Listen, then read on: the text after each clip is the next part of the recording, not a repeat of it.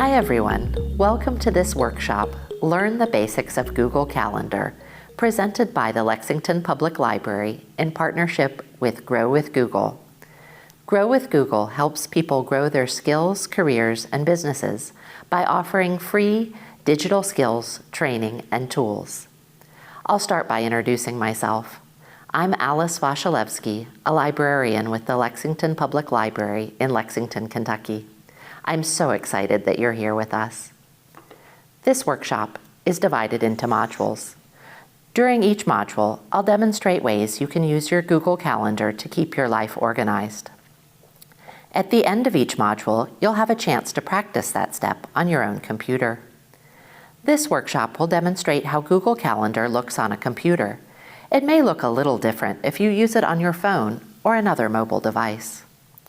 Finally, you also have the option to turn on YouTube's closed captioning to follow along. To do so, click the closed captioning button directly on the video player on your screen. Now, let's get started. Google Calendar is an online calendar that can keep track of everything you need to remember and do. It's free to users and comes as part of a free Google account. If you already have Gmail, you have a Google Calendar too. Have you ever written down your appointments in a planner? Google Calendar is the digital version of that. You can use it to schedule appointments, create reminders for yourself and others, and even invite people to meetings. Like a paper planner, it will keep you organized, on time, and on schedule. Unlike a paper planner, Google Calendar can be accessed from any device with internet access. You can easily change or delete information from any device you use, and you will see the most up-to-date version of your calendar, no matter how you view it. For example, you can make an appointment on your home computer, adjust the time on a computer at the library, and then get a reminder for the appointment on your phone. Google Calendar also allows you to digitally share your calendar with anyone. Let's get started. To get access to your calendar, first sign in to your Google account. Signing in is a bit like unlocking the door to your home. It's a process that makes sure that only you can access your Google account. To do this, you open a new tab in the browser window and go to google.com. If you are not signed in, click Sign In. Enter your username, and then your password. If you don't have a Google account, create one by clicking Sign In. Then click Create Account and follow all the prompts to create your account. Next, we'll gain access to Google Calendar. Here's how to access your Google Calendar. Once you've signed into Google, click on the Google Apps menu icon, which is located on the upper right side of your screen. This menu will show you a list of Google Apps. Scroll down until you find Google Calendar. Click on Google Calendar to open it. Take a look at your Google Calendar. This is the main section where you'll see events that you've added to your calendar. There are a few different ways to view this section, but I'll go into more detail in a few minutes. There's a mini view of the full month on the left side of your screen. You can use this to quickly jump to a different date. Below, there's a search bar that you can use to find specific people who might be invited to events you've put on your calendar. Underneath that, you'll see My Calendars, a list of calendars that you have access to. When the checkbox next to any of them is checked, you'll be able to see the events in that category. The Create button will allow you to create a new event on your calendar. You'll be the only person who can see what you put on your calendar, unless you choose to let other people see your calendar events. I'll talk more about that later. For the next few modules, I'll show you the steps and then give you a chance to try it. Calendar View allows you to see your schedule in different increments of time. First, you'll open the menu in the upper right side. By default, Calendar is set to week-long increments, so the word week will be displayed. Yours might also say day, month, years, schedule, or 4 days. Click that word to open the menu. You can see a single day or a week or a month or a year. You can also see 4 days at a time. To change the view, click on the increment of time you'd like to see: day, week, month, year, or 4 days. Or you can view your schedule, which will just show a written list of the events you've created. Take a few minutes to change your calendar view. Open the menu in the upper right corner.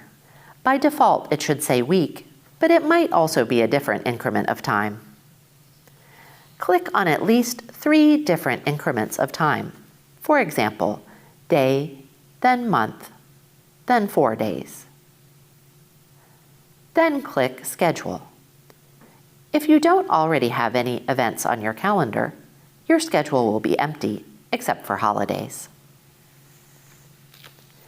In this section, you'll learn to add events to your calendar. An event can be anything that you need to schedule and remember: a work meeting, a get-together with friends, even a reminder to water your plants.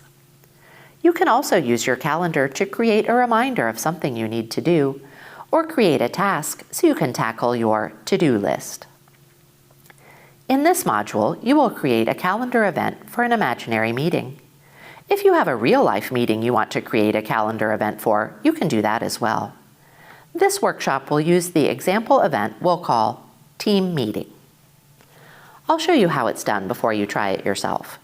Here's how you create your event. Click Create in the upper left corner. Click on the words Add Title and type in the name of your event.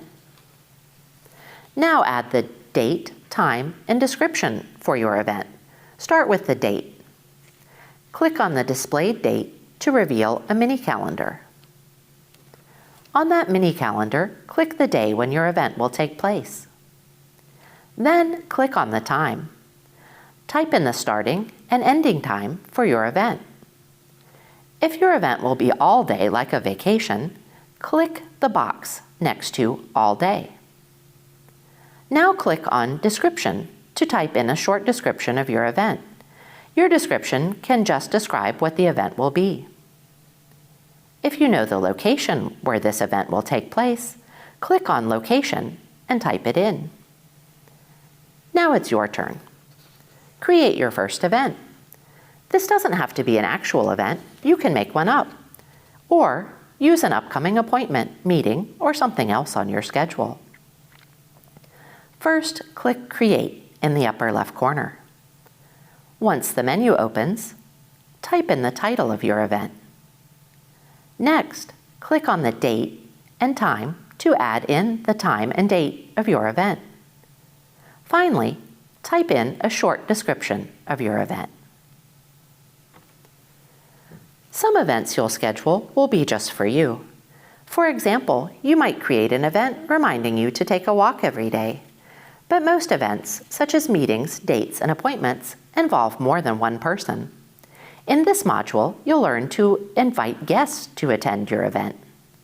When you invite a guest to your event, they will receive an invitation. If they have a Google account, the event will automatically appear on their Google Calendar. Let me show you. To invite guests to your event, click on the words Add Guests and type in the email addresses of the people you want to invite. After you type in each email address, press Enter or Return on your keyboard. If it's an email you've contacted before, your guest's Gmail profile may pop up as a suggestion and you can click it. The people you invite to your event will receive an email invitation letting them know about the event, even if they don't have a Gmail account. Everyone you invite can let you know if they are going by clicking the Yes, No, or Maybe links in the email. If you want your guests to be able to change the time and date of an event, click Guest Permissions below the lists of your guests. This will open up a menu where you can choose how much access your guests can have to change or add to your event. Click the Modify Event box to allow your guests to change the time of the event to a more convenient one for them. If your guests do modify the event, they'll have the option of sending you an email letting you know about the new time. The new time of the event will automatically show on your calendar. Once you finish making changes, click Save. Now it's your turn. Invite one or more guests to your meeting. First, type an email address into the Add Guest text box, then press Enter or Return. Now you can let your guests modify the event.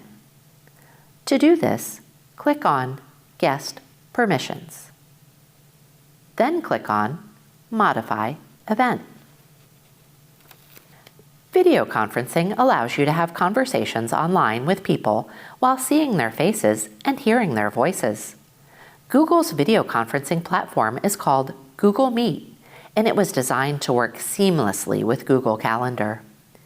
When you create an event in Google Calendar, you have the option to add a Google Meet to your event. When you choose to add video conferencing, your event invitation will include a link that all your attendees can use to join a Google Meet. Let me show you. To add video conferencing, from your open event, click Add Google Meet Video Conferencing. The Add Google Meet Video Conferencing button will change to say Join with Google Meet. A meeting code will also appear below the button. When it's time to start your video conference, everyone can join by clicking that button. Even if your meeting attendees don't have a Google account, they can join your meet using the link they were emailed when they were invited to the meeting. People who do not have Google accounts will need to request access from the meeting host before they can join. Now it's your turn to add video conferencing to your event.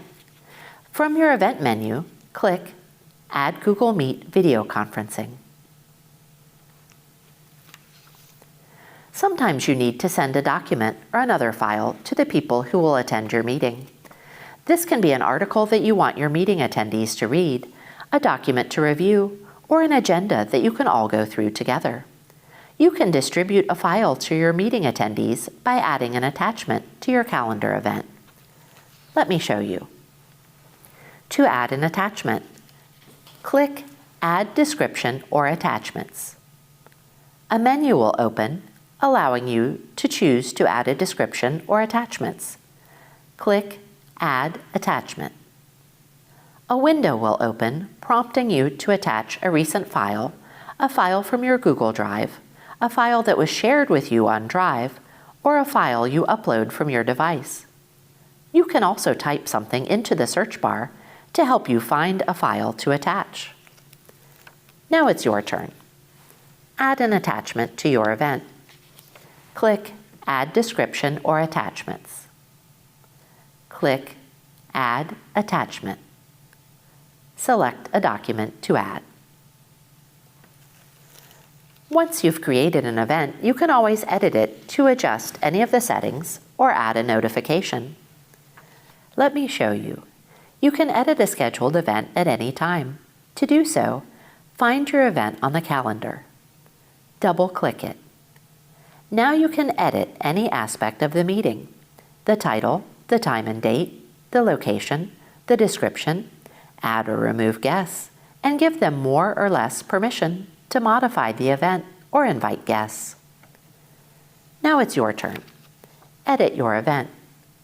Find your event, double-click to open it. Change the event's title by clicking on the current title and typing in something new. Sometimes it's helpful to get a reminder of an upcoming event. Google Calendar's event notifications will alert you when you have an event coming up. You can receive a few different types of notifications: emails, desktop notifications, which are reminders that show up on your computer's desktop, and alerts that will only show when Google Calendar is open in your browser. Notifications are reminders of scheduled events. The shown event has a notification scheduled to go out 10 minutes before it begins. You can decide how far in advance of your event you want to receive a notification. For a big event like a friend's birthday, you may want to get your notification a week or more in advance. That will give you time to buy a card and put it in the mail. For a meeting at your workplace, you may only need 5 or 10 minutes notice, just enough time to walk to the place where you'll hold your meeting. In Google Calendar, notifications default to 30 minutes. That means a 30-minute notification will automatically be added to any event you schedule. If you're using your Google Workspace or your school's Google for Education account, your IT administrator may have changed the default notification settings, which means you may automatically get notified a different number of minutes before your meeting, or not at all. No matter what the default notification settings are for your Google Calendar account, you have the option of adding notifications any amount of time before your events. You can add up to 5 notifications before any event. Here's how notifications look when you're in edit mode. Imagine you had a big presentation to give in a few months. You could set up a few notifications to help you prepare. You can give yourself a first notification in email form 4 weeks ahead of time, so you'll know it's time to start outlining. Your second notification can alert you 1 week before your presentation to remind you to finish writing and start practicing. Your third notification could be the day before the presentation, reminding you to add final touches. And your fourth notification can be 30 minutes before your presentation, reminding you to go to the location and get ready to go. As I mentioned before, your events may automatically include a notification. If you want to add your own notification, first double-click your event on the calendar. This will open your event in edit mode. Now that you're in edit mode, you can see all the details about your event. You can see if a default event has been set up. If not, you'll see the words Add Notification. To set up a new notification, click on the default notification or the words Add Notification. Then, select whether you'd like an email or a regular notification. Select the time increment you want to use. Then click on the number and type in the number you'd like to use instead. If you don't want to receive that notification at all, click the X on the right side to delete it. To set up your notification, click Add Notification and select the increment of time. If you'd rather your meeting attendees receive an email instead of a notification, click on Notification, then select Email. Now it's your turn. Add a notification to your event. Click on the default notification or on Add Notification. Select Email or Notification. Now, update the timing of your notification. There are a few other settings in Google Calendar that allow you to customize your experience and ensure your privacy. In this section, we'll talk about notification and privacy settings in Google Calendar. Let's talk about who can see your events. Your calendar events will automatically be private until you share them with other people. When you make an event public, the people you share your calendar with will see that event's details on your calendar. If the event is private, only you can see what's written on the event. Your calendar will be visibly blocked off during the time of the event, but your event details won't be visible. If you're working on a specific project, you can make the meetings for that project public. People you have shared your calendar with will see the meeting details. But if you have a doctor's appointment or another personal obligation, you can keep that information private. Your coworkers will know you are not free to meet at that time, but they won't have any other information. To change the privacy settings on an event, click the menu that says Default Visibility. Then select Public or Private. Now it's your turn. Set your meeting to private. Click Default Visibility. Select Private. Lots of events repeat themselves. Your team or class might meet briefly in the morning or have a longer meeting every week. Birthdays happen every year.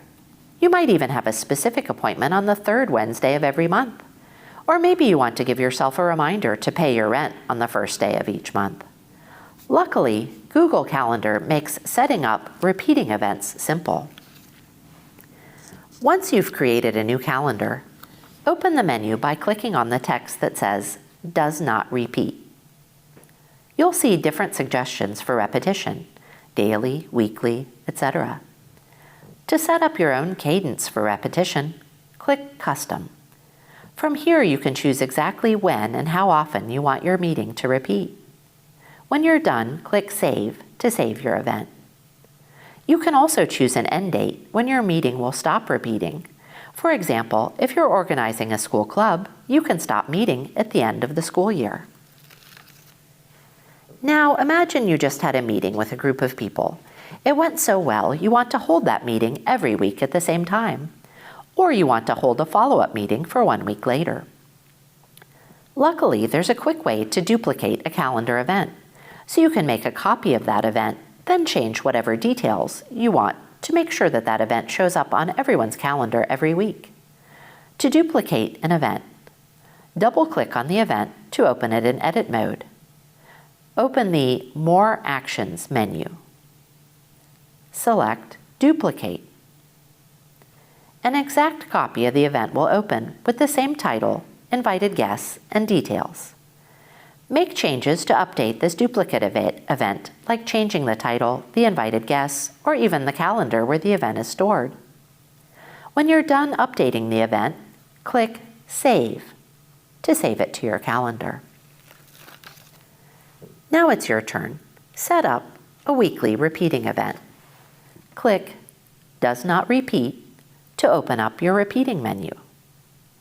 Click on Weekly on Friday. Click Save. Google Calendar allows you to create new calendars at any time. Why would you want more than one calendar? Creating multiple calendars within your Google Calendar allows you to color code certain types of events and view them as a group. You could create a calendar to see just your work events and another to see your child's extracurricular activities. You could also create a calendar to function as your workout schedule. The owner of this Google Calendar has created a few individual calendars. Each calendar is listed on the left side under My Calendars. The view for each calendar can be turned on and off by selecting and deselecting the check marks next to it. One calendar in orange tracks Family Fun. Another, in purple, tracks her workout schedule. In green, you can see the United States holiday calendar. Google Calendar automatically subscribes you to a holiday calendar for your home country, but you can decide not to view the holidays by unclicking the checkbox next to that calendar, or you can delete the calendar entirely. If the owner of this calendar wants to see just her workout schedule, she can uncheck the boxes next to her other calendars and keep the box for her workout schedule checked. If she wants to only see her family fun events, she can do the same, but for her family fun calendar. She can also view any combination of calendars by clicking the boxes of the calendar she wants to see. For example, she can see how her workout schedule might coincide with upcoming holidays. And of course, whenever she wants to see her full schedule again, she can check all the boxes. Here's how to create a new calendar to track any type of event you like. Let's imagine that you want to create a new calendar with your team at work to track everyone's upcoming time off. First, you'll create a new calendar. On the left side of your Google Calendar, scroll down below My Calendars until you see Other Calendars. Click the plus mark next to Other Calendars. Select Create New Calendar. Give the new calendar a name that lets you know what it's for or who uses it. For example, you could name it Family Events Calendar. Write in a description, just a few sentences about the purpose of the calendar and how it should be used. A work time off calendar description could read, add in your days off as soon as they're approved. Finally, select your time zone. Keep in mind that people using the calendar in different time zones will automatically see the times updated in their own calendars. When you're done, click Create Calendar. Now it's your turn. Create a new calendar. click on the plus sign next to Other Calendars. Click on Create New Calendar. Type in a name for your new calendar. Select your time zone. When you're finished, click Create Calendar. Now let's look at how you can share that calendar you just created with other people. There are lots of good reasons to share a calendar. You might create a time-off calendar to share with your team at work. That's a great way to easily keep your team up to date about when different people will be out. You could also create a shared calendar for your family and include family events like family dinners. This can be really helpful for planning purposes. Another great use for a shared calendar is for a team working on a project to use calendar events to mark their due dates. Once your calendar has been created, open up the Settings menu by hovering your cursor over the new calendar in My Calendars. You'll see 3 vertical dots appear. Click them to open your Options menu. Then click Settings and Sharing. Once you're in the Settings and Sharing menu, scroll down to make decisions about your shared calendar. Check the Make Available to the Public box to make sure that anyone in your network can find your calendar. Or you can share your calendar with specific people. To do that, click Add People. You can invite everyone you want to have access to the shared calendar. This could be your coworkers or your family. A window will pop up where you can type in their email address and select what level access they will have.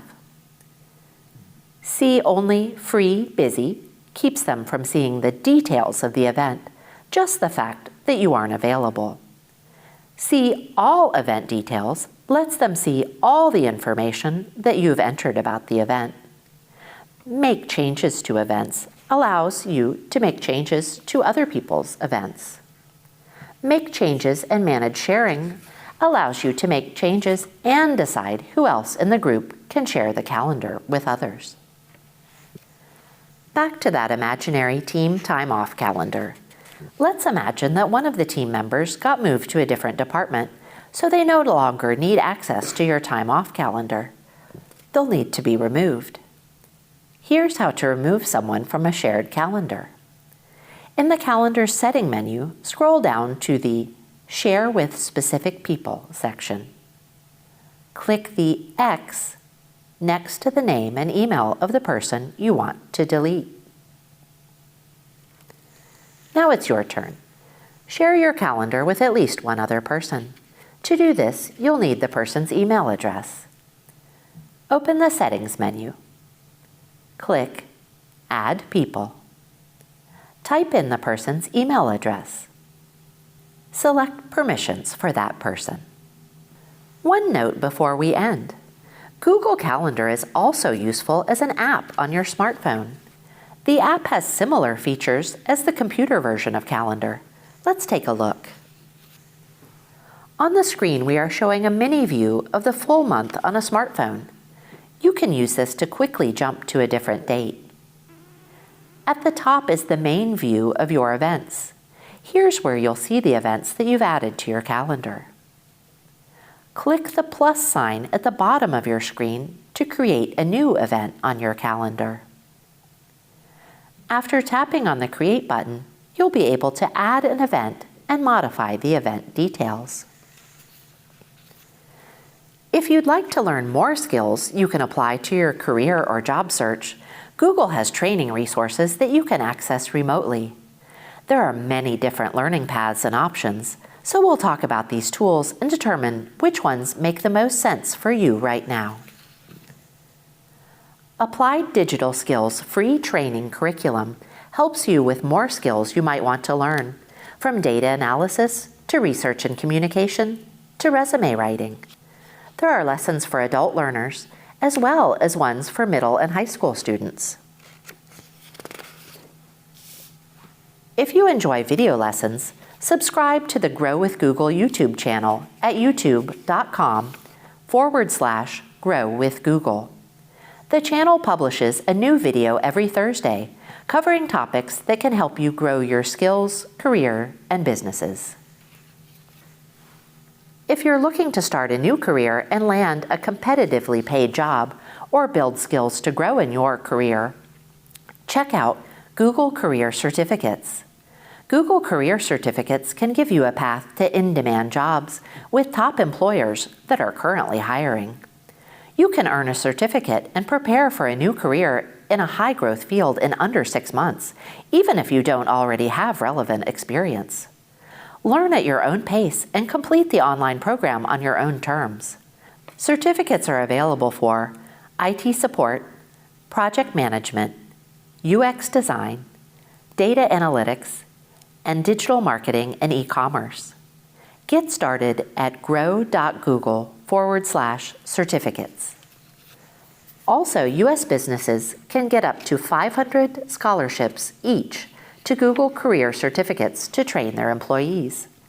These scholarships are worth up to $100,000 US in workforce training per American company. Here's the fine print.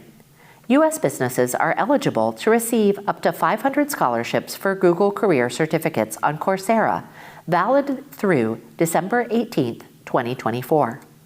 Eligibility and number of licenses granted subject to application, business verification, and approval by Coursera. Businesses can apply at grow.google/certificates for business. Grow with Google is an initiative to help people prepare for work, find jobs, and grow their business. Job seekers can grow their skills in order to find new jobs and advance their careers. Teachers can learn how to put the latest technology to work inside and outside of the classroom. Small business owners can build their online presence and find new customers.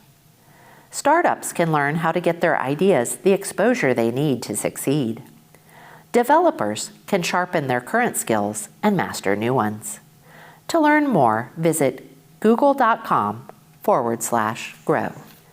Thank you for attending this workshop. You can find additional resources on the Lexington Public Library website at www.lexpublib.org. Keep checking back on this channel for more Grow with Google online training.